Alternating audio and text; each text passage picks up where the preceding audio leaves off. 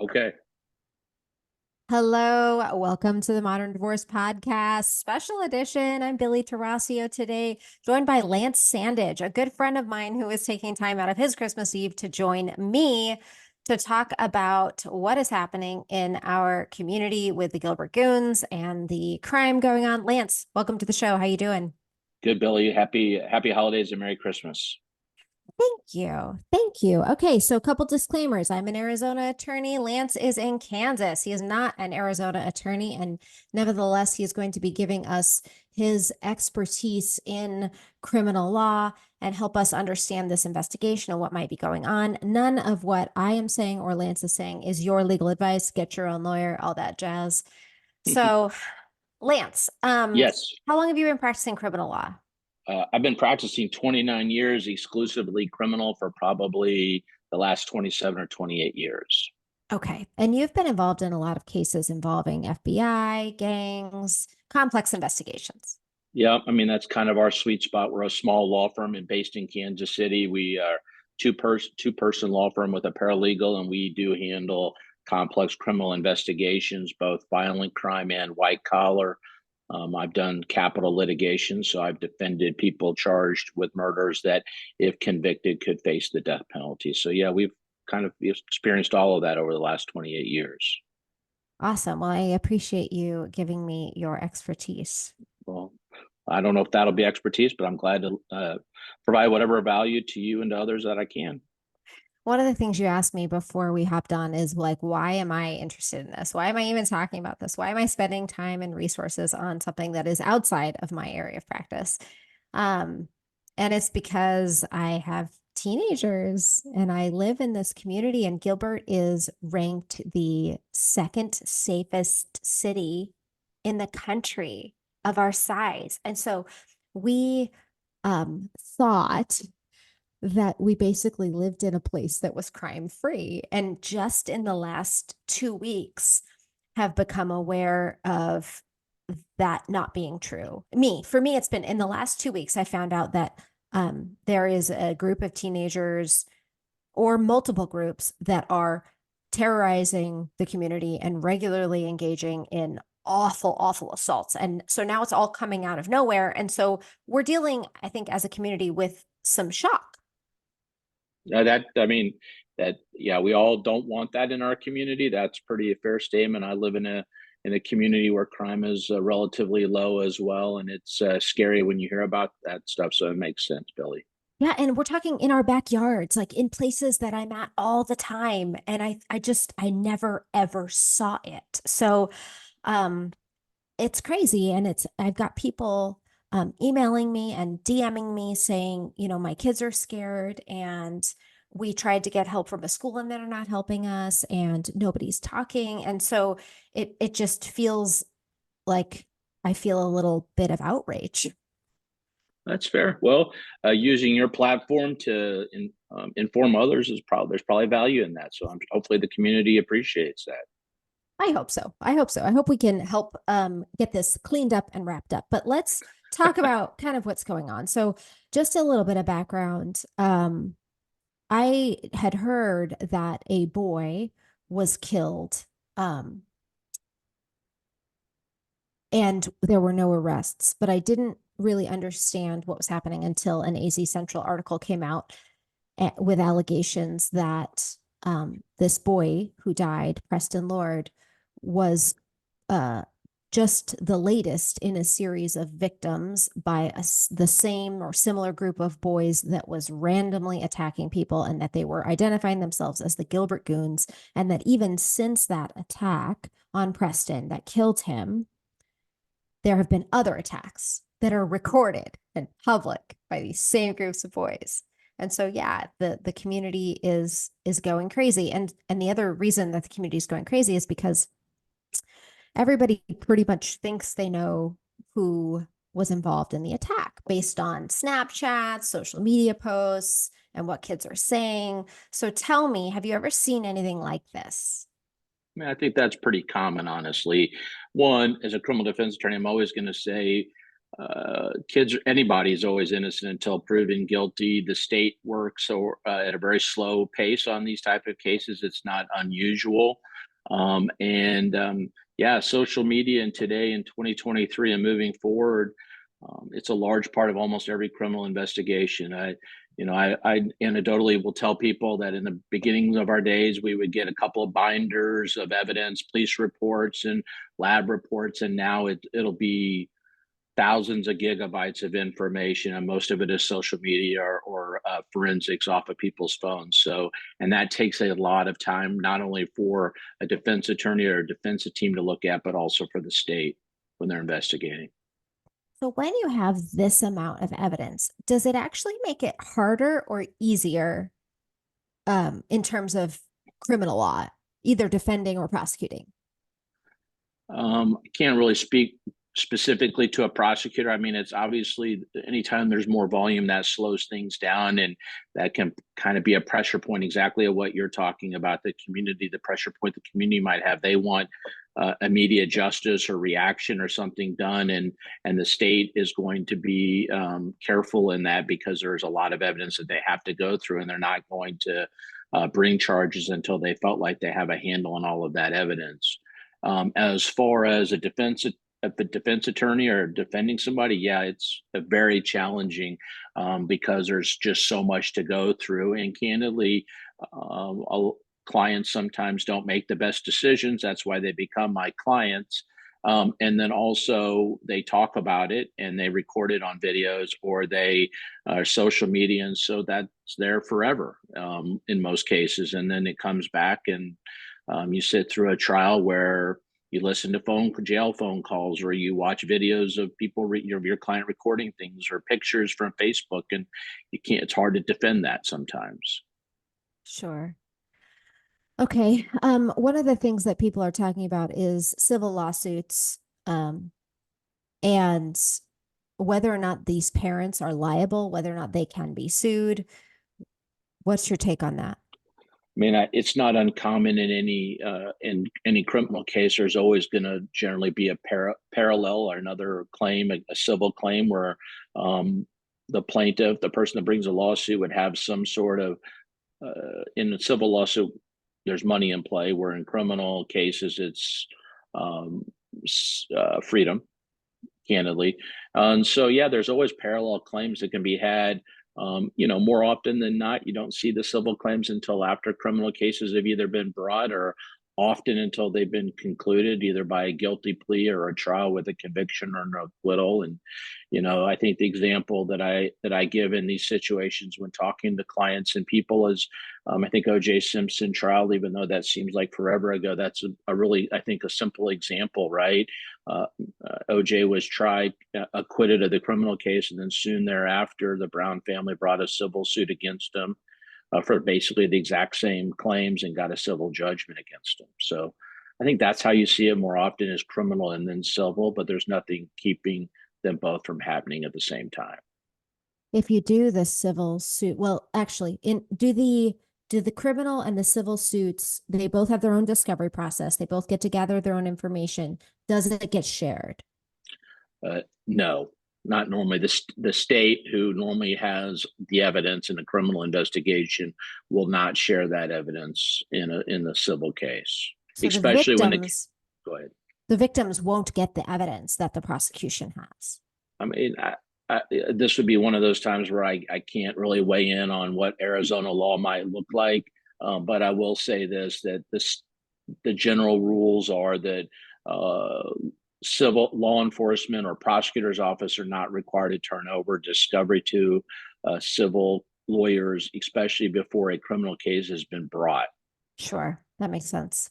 Okay, so in this case, one of the issues is that you've got crimes happening in multiple jurisdictions that people are now tying together as gang activity. So we've got a whole lot of layers to discuss here. And one of the municipalities has invited the FBI in to aid in the investigation.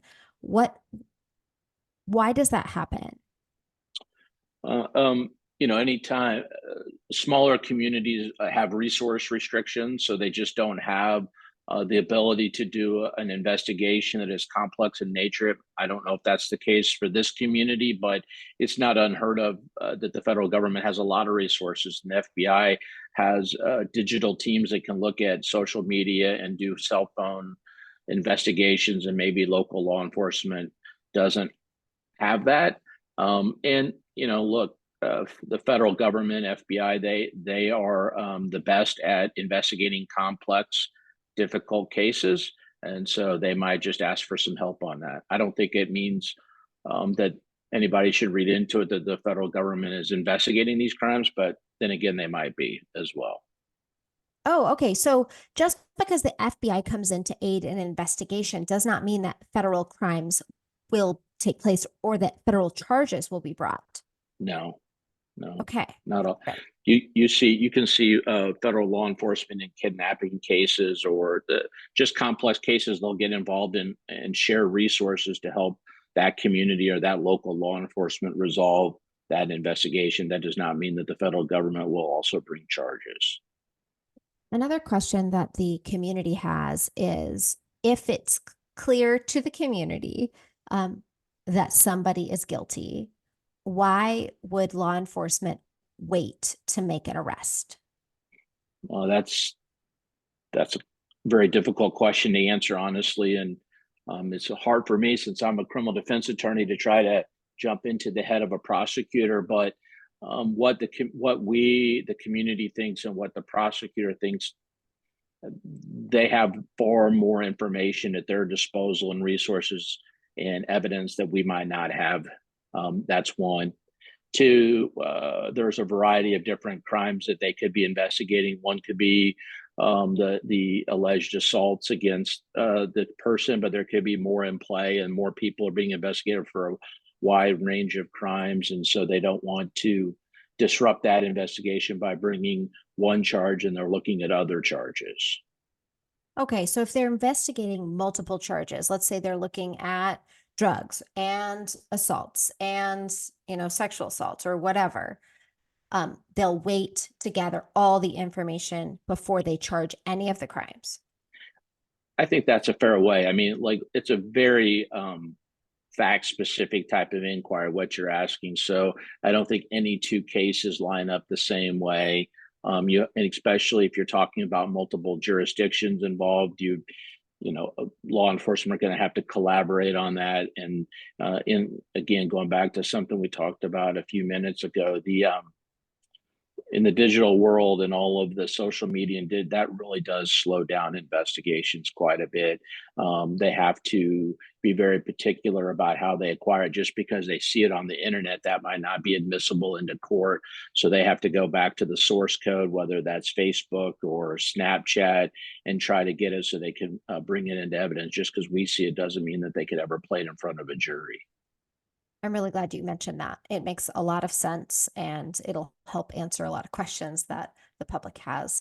Another question that is coming up a lot is the question of vicarious liability, felony murder. If there were many people involved in the assault that ended up killing the teenage boy, Preston, would all people involved be charged with murder?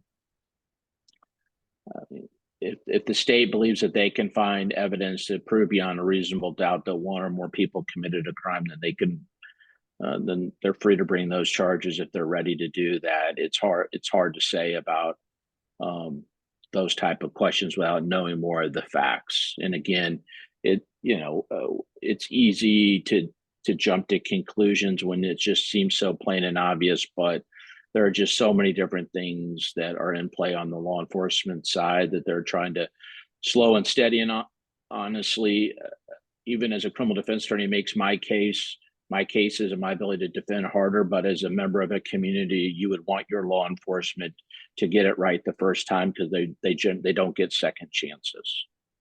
Okay. And talk to me about co-conspirator liability. How does that work?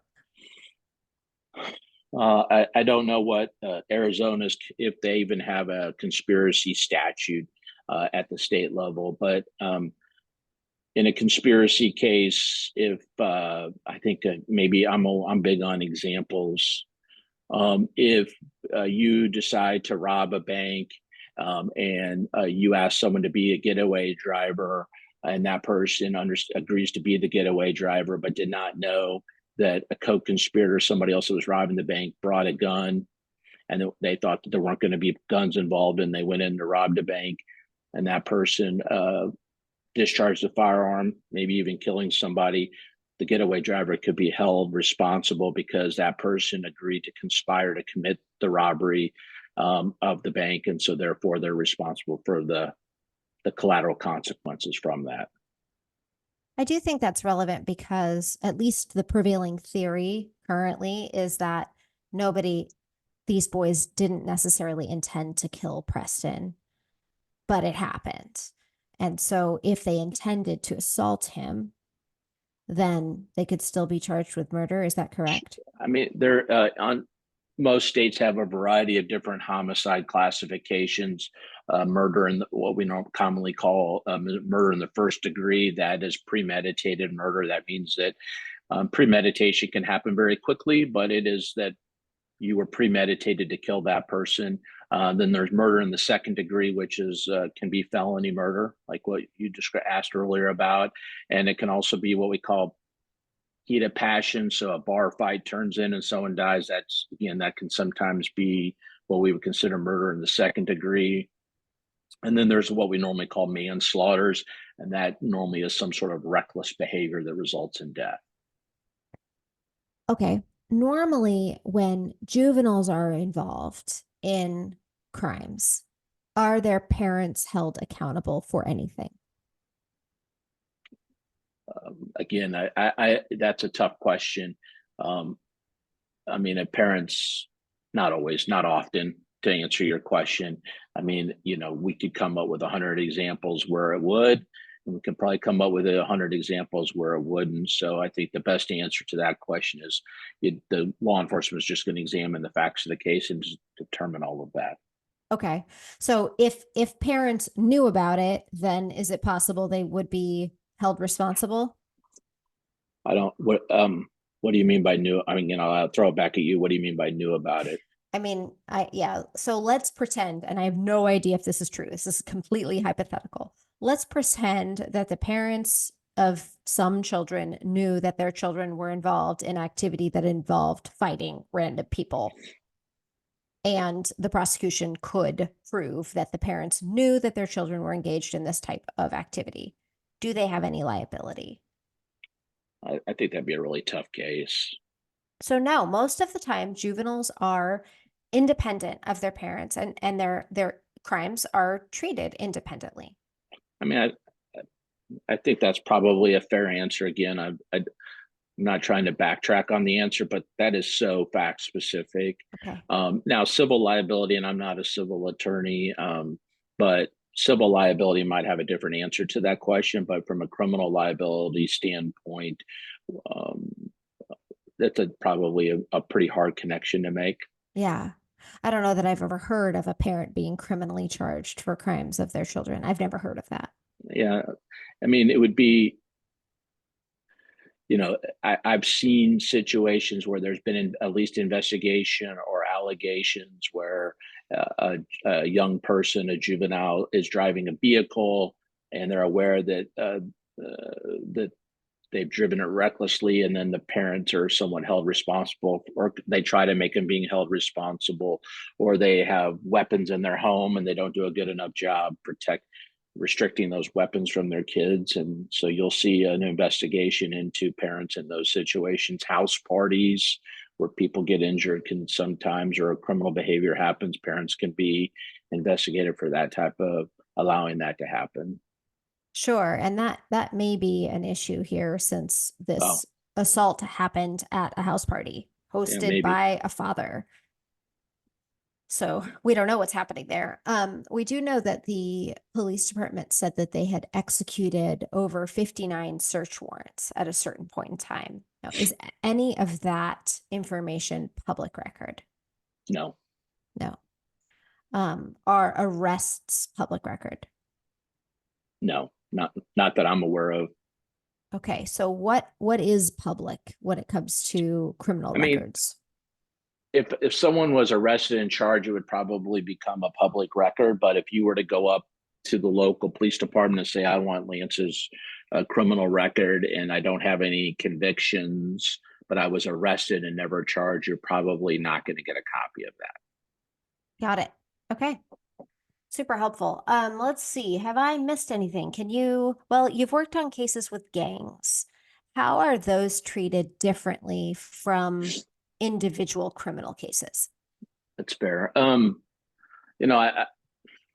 don't know if I've dealt with allegations that our clients have been involved in gangs that are normally involved in drug or uh, robberies of location businesses. And I mean, those are extremely complex because those can trigger very, I wouldn't want complex criminal statutes, because you're trying to do kind of what you've asked a couple different times is you're trying to hold individuals maybe responsible criminally, which means they go to prison for other people's conduct, right? And a gang's conduct. And so they're way more involved and they require a lot of work on the behalf of law enforcement to try to connect those dots. It's a lot easier when there's just if it's a single crime of a single assault of two people in a fight, then I think it's easier for law enforcement to investigate that and bring a charge than if they're going to be trying to connect the dots and trying to figure out what a group of people, whether we call them a gang or an association or whatever we want to call them, what they do collectively, and if the gang has a goal, are they put together as truly a gang where they're doing it for financial benefit or retribution for whatever the reason, or is it just a group of people that call themselves a gang, but they all kind of just do their own thing? Okay, so all that matters. It all matters. Yeah. I mean, yeah, absolutely. Okay, wonderful. Well, thank you so much for your time. I Great. really appreciate this. I think that the community will really appreciate these answers. I really do. So I appreciate you and Merry Christmas. Yeah. Bye bye, Billy. Have a good one. Take You care. too. Bye. Bye.